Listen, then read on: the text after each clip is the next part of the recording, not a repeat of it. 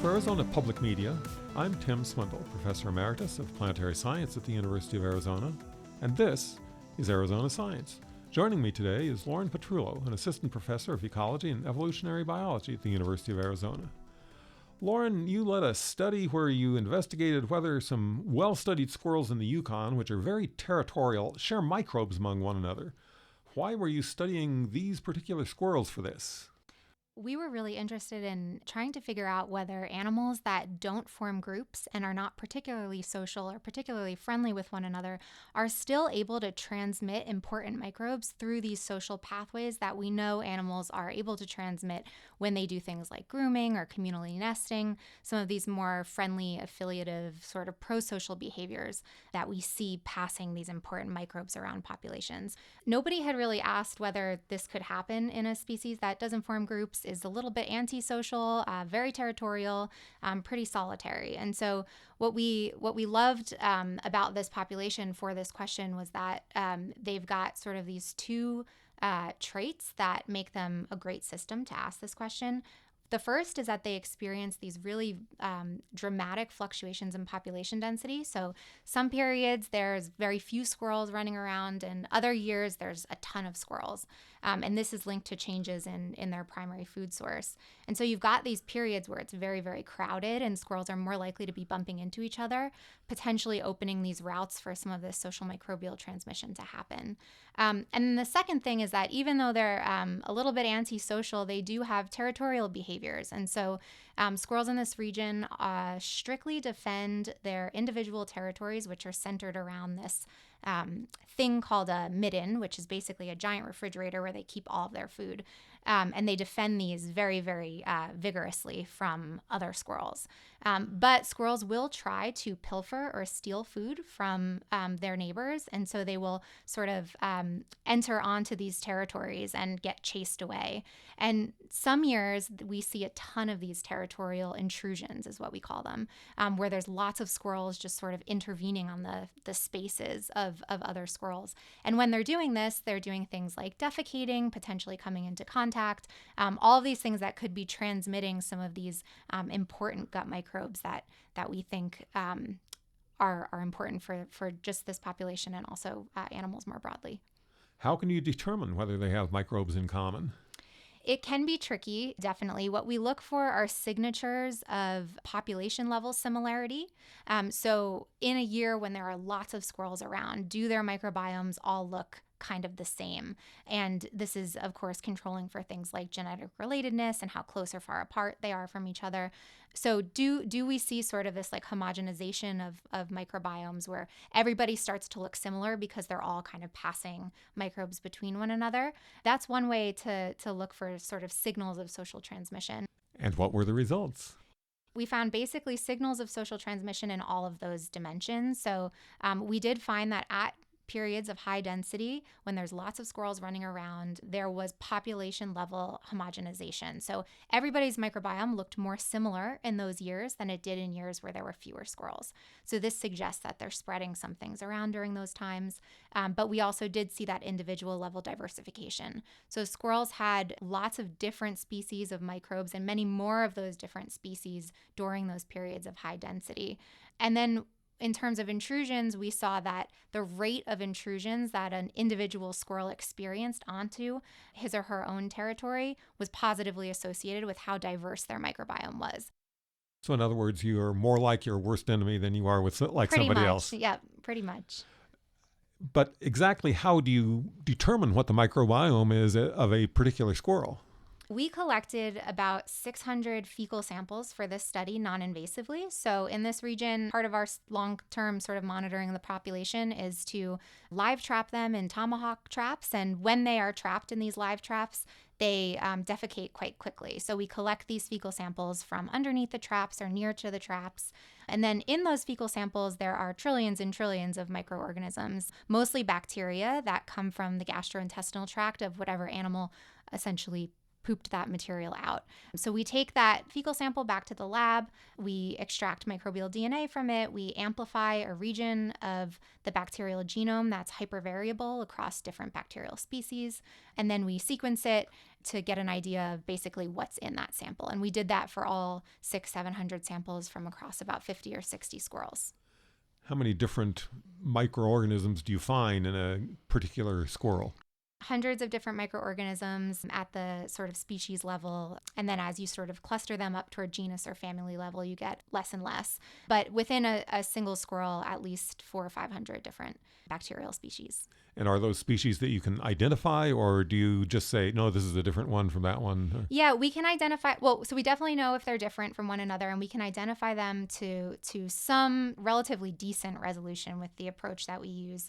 There are definitely subspecies and sort of strain level differences that we didn't get at in this study, but we are able to say they are different from one another, and this individual has this set of different microbes, and this individual either has some of those same microbes or an entirely different set. So you've got 600 samples and you're going to have to look at 500 different microbes. How long does that take in the lab? It doesn't take too long to actually get the microbial DNA out of the fecal samples and sequenced, but the kind of post-sequencing back-end bioinformatics can take a little bit longer, as there's lots of sort of error correction and quality control that has to be done. And for this study, really, we were lucky that there have been recently in the past decade or so many studies in other wild animals that have looked at this sort of question, but just in social species or semi-social species. So there was sort of this framework for analytically or sort of methodologically how to go about doing this. We just had to tweak it a little bit for the fact that these guys are not, they're not grooming, and they're not sort of huddling or sharing space with each other. Is sharing microbes a good thing or a bad thing for a population of animals? It can definitely be both. You can imagine that as much as you could be transmitting beneficial microbes that could help you digest the things that you eat or fight off pathogens and things like that, you could also be transmitting harmful microbes, things like E. coli, salmonella, things that you definitely don't want in your gut microbiome. So we could make some inferences about sort of the consequences of this microbial transmission for these squirrels in this region in particular, based on some predicted functional data about what these microbes may be doing that we have. And so the data suggested that during these periods of high density and frequent intrusions, the microbes that squirrels are passing around are those that are involved in these kind of environmental adaptation functions, kind of microbe interactions, sensing information from the external environment. And that's in contrast to microbes that are more focused on the needs of their host animal, right? Like digestion, metabolism, immune function. So we saw this shift during these periods of heightened social transmission, kind of away from these like inward functions and toward these more outward facing functions related to environmental changes, which makes sense when you think about what's happening in a sort of highly territorial, not very social system where these periods of high density are very stressful for squirrels, and they have to figure out how many competitors are around and where can they find food and who can they mate with and how can they avoid getting into too many conflicts. So it kind of tracks with what we expect might be beneficial for these squirrels to actually be kind of upregulating during these periods. How did you come to be studying red squirrels in the Yukon? I did my postdoc at the University of Michigan as part of a long-term project studying these red squirrels that's been going on now since 1989. It was started by Dr. Stan Booten at the University of Alberta. And so for now 37 years, a group of 6 to 7 different PIs from a bunch of different institutes here in the US and also in Canada have been monitoring these squirrels, all of us very interested in how they are kind of navigating a very changing and highly fluctuating landscape.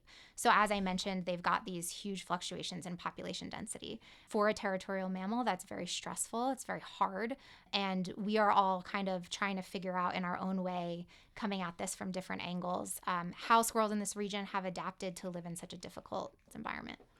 I presume you try to stay away from the squirrels enough that they don't get to know you, but do you get to where you recognize individual squirrels?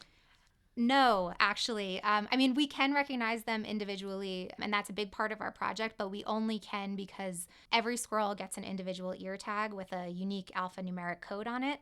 Those are very tiny and hard to see from far away, and so we thread colored pipe cleaners in different combinations through those ear tags so we can actually see who's who through binoculars. But that's about as best as we can do by eye. So we can't tell who's who until we actually get them in a trap and we can read those ear tags. They are notoriously very crafty and manipulative and tricky to stay around. So they don't come super close to us. And the only way for us to really get any good data on them in terms of sort of like physiology or microbiome is to get them in those live traps. Do they learn to avoid the traps? They probably would avoid them except for the fact that they love peanut butter. So we bait those traps with a little bit of creamy peanut butter, and they are happy to go right in and get a snack once a day, once a week. So they figure it's worth the risk. Yep. We've talked in the past about a project where you were studying how the squirrels are affected specifically by that boom or bust cycle of food availability. What are some of the other questions you have in mind that you think you might be able to address by studying these squirrels? Yep. My lab is really focused on understanding the role of host microbiome interactions in how animals cope with these big fluctuations. And so, as you mentioned, they have these big sort of dramatic boom and bust cycles of their primary food source. And those cycles are actually what drive these fluctuations in density that we just talked about. So the way that their primary food source is produced kind of in this swamp and starve manner really structures everything about this population.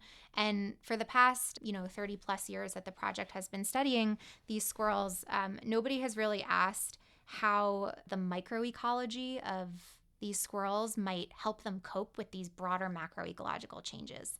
And now we're learning so much about the things that the microbiome can do. It can protect against pathogens, it can help with metabolism, it can help with behavioral regulation and promoting adaptive behaviors and things like that.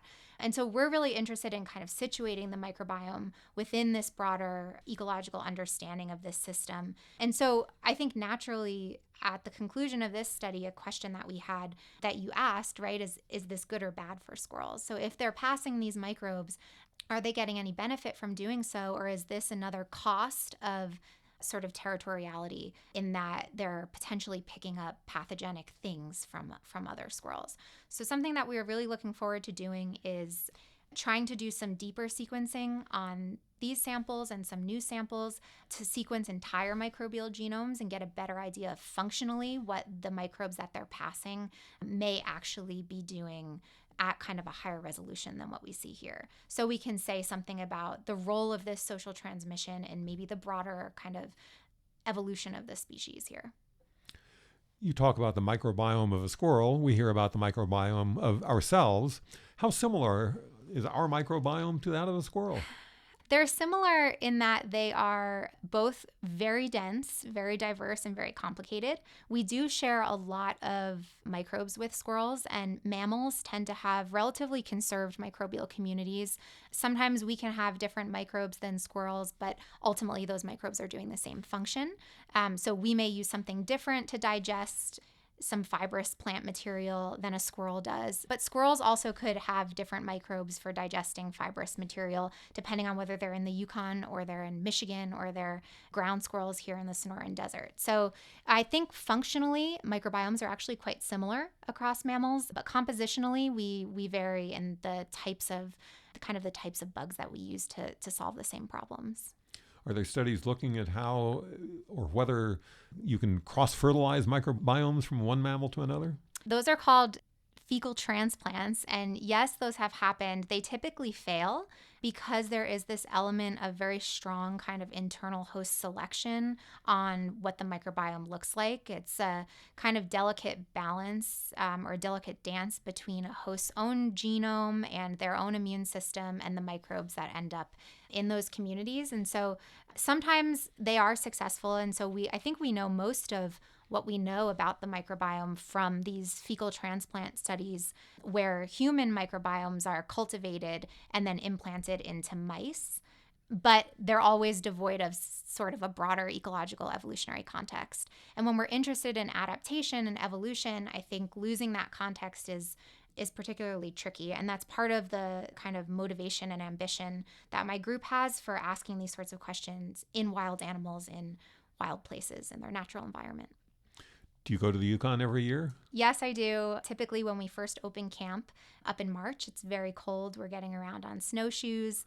The snow tends to melt about end of May, and that's when my graduate students and my personnel like to go up. It's a little bit easier to get around at that time. But the squirrels are non-hibernating, so unlike the squirrels here in Arizona that typically hibernate, tree squirrels and arboreal squirrels, like the squirrels up in the Yukon, don't hibernate. So they're running around all year, no matter how cold or how snowy it is. Well, thanks for coming in, Lauren. Yep, thank you for having me. Our guest today has been Lauren Petrullo, who has been studying how animals that are very territorial still share microbes. This is Tim Swindle, and you have been listening to Arizona Science.